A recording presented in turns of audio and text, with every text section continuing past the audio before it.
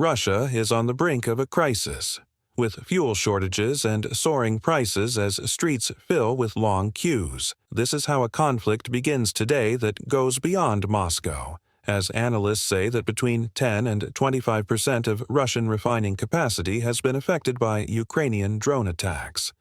This causes a rapid increase in costs at the source, a shaky economy, and an atmosphere full of tension. The image many Russians describe is that of a bitter alcoholic father who claims everything for himself. However, this father represents the military, which consumes resources while the civilian population must save, give up, and wait. What does this mean in practice? Experts point out that the wholesale price of gasoline has risen by approximately 55% since the beginning of the year, although the government has artificially limited the increase for end consumers to only 10 or 12%. This creates a situation similar to a pressure cooker. The lid still holds, but the steam is rising. At the same time, insiders clarify that the military front does not collapse in the short term because it is prioritized and many vehicles run on diesel. The shortage first affects farmers, daily commuters, and supply chains. That is, the core of everyday life. But the real problem runs deeper in the economy. Official reports full of optimism are overshadowed by critical voices, though infrequent, that draw attention. At a major economic forum, the president of Russia's largest bank described the nation as a technical power but indicated that, after a sharp decline in spring, growth has practically stopped. This is striking because it comes from the heart of the Russian financial world and reveals the gap between the political narrative and economic reality. Meanwhile, the central bank shows strong signals. Double-digit inflation, which, although recently reduced, remains high, along with a reference interest rate in the high double digits, which has only been cautiously reduced by 1 point. The challenge is to balance fighting inflation with the fear of a further economic slowdown. Critics warn that if wholesale prices soar but consumer prices remain controlled, shortages arise, panic buying increases, and incentives for the black market grow, while the general population pays the price, waiting longer at gas stations and facing higher costs in food and transportation. Advocates of price and export controls argue that the state thus reduces social tensions until damaged refineries are back online. However, according to observers, how long can this cushioning policy be sustained? Increasingly, strict sanctions and ongoing attacks on energy infrastructure worsen structural weakness, with fewer hard data and more political control, increasing uncertainty for businesses. For us in the United States, this goes beyond a distant drama. Tariffs, global trade, and economic policies are interconnected. When the Russian energy sector is affected, markets fluctuate. Diesel prices rise worldwide, freight rates react, and the global economy feels repercussions in agricultural imports, fertilizers, and logistics. According to some analysts, by 2025 there could be a period when international supply chains again face major pressures, not as a sudden shock like in 2020, but as resistance driven by political motives. While international relations remain tense, political space in Moscow narrows, with price controls, selective subsidies, and pressure on the central bank.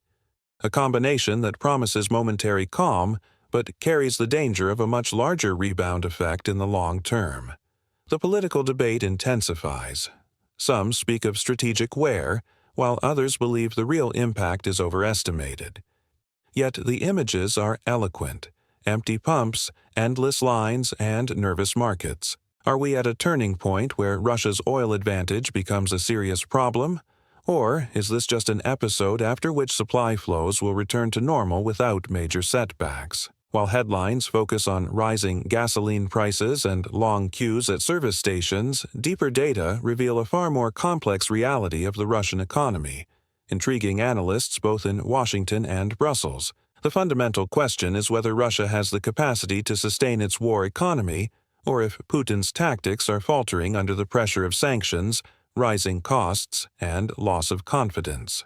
Observers remind that since 2022, Putin has hidden almost all key economic indicators, publishing only positive growth figures, a strategy his critics call statistical manipulation. However, when the head of the largest bank in the country, German Gref, publicly speaks of stagnation, it is interpreted as a sign that even loyal elites are beginning to doubt.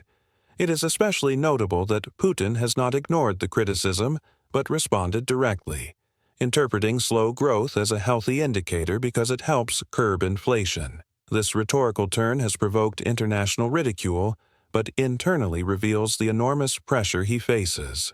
At the same time, the debate over monetary policy intensifies. The central bank, under the leadership of Elvira Nabiullina, is in the midst of controversy.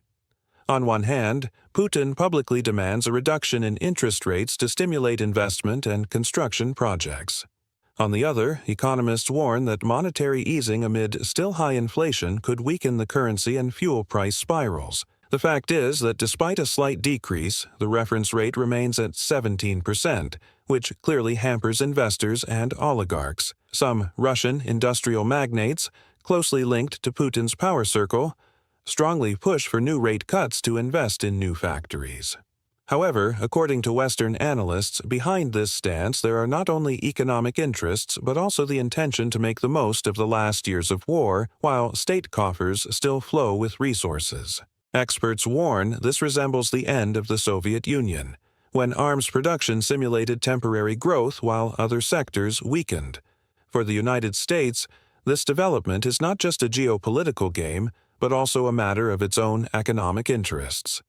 Growing uncertainty in energy markets increases the relevance of U.S. tariffs, which apply both against Russia and third countries like India and China. Recently, secondary sanctions have affected Indian refineries importing Russian oil. Officially, New Delhi assures its energy partnership with Moscow remains stable, but internal sources reveal several large companies have reduced purchases, also because some ports no longer allow Russian oil tankers to dock. Meanwhile, China reports a drop in both its exports to Russia and its imports of Russian oil, a notable decline of about 10 to 18% in August, attributed by Moscow to sanctions. Critics argue this is the core of global trade. The rhetoric of friendship between Russia and China weighs less than pragmatic interests. For U.S. observers, this confirms the idea that no alliance is eternal but must always be re-evaluated. If China takes a cautious distance, in the long term it could shift the balance in international relations and open the door for Washington to strengthen new alliances in the Indo-Pacific region. Meanwhile, the Russian population faces evident hardships. Farmers complain about the lack of diesel for harvesting. Daily commuters endure long lines that seem endless, and small business owners suffer the impact of skyrocketing logistics costs. This situation cannot remain ignored indefinitely, even though state media continue to spread optimistic messages about success. Pressure on the central bank president intensifies, and numerous analysts question how long she can maintain the delicate balance between Western respect for her expertise and increasing internal political pressures. The scenario looks like a ticking time bomb. High inflation, stagnant growth, interest rate conflicts, and declining trade volume, all under leadership presenting contradictory narratives. The political debate grows increasingly intense. Is the Russian economy still strong enough to face geopolitical challenges? Or is the country heading toward a deeper crisis that could also shake the global economy? While Moscow's power center grapples with contradictory messages, Washington and Europe raise questions about the consequences these events will have for the Western economy and geopolitical stability. Experts point out that although the Russian state can still sustain its internal front, real costs rise dramatically and increasingly pass on to society. This reminds many analysts of a classic scenario, a war economy that, in the short term, drives growth through the arms industry but in the medium and long term suffocates other sectors. Critical observers maintain that this dynamic in Russia is already impossible to ignore. The reduction in trade with China and India shows that even close partners keep their distance when U.S. secondary sanctions come into effect. This highlights the importance of U.S. tariffs and economic policy as tools of geopolitical pressure. They do not only directly impact Russia, but also create a deterrent effect in other markets. For global trade, This represents a double-edged sword. On one hand, it reduces Russian influence, but on the other, it again puts international supply chains at risk. The global economy feels it in rising transportation and energy costs, which could rekindle inflationary pressures in the United States just as the Federal Reserve tries to maintain economic stability. In the political arena, the debate over the strategy to follow intensifies. Should Washington further tighten sanctions, even if this affects allied countries, or would it be better to act more precisely to close gaps without destabilizing the global market? Some experts warn that the timing is crucial since, ironically, Western sanctions could have their greatest impact just when Russia seems more vulnerable. However, voices in Europe call for caution. An overly rigid stance could worsen shortages of energy, fertilizers, and raw materials. Meanwhile, internal tension in Russia is growing. Long lines at gas stations, rising food prices, and open criticism from business leaders. All this sends signals that Putin had so far avoided allowing. Particularly, the public meeting between the president and the head of the central bank is considered a significant breaking of taboos. Analysts interpret this event as a crack in the monopoly of power, although for now it is small.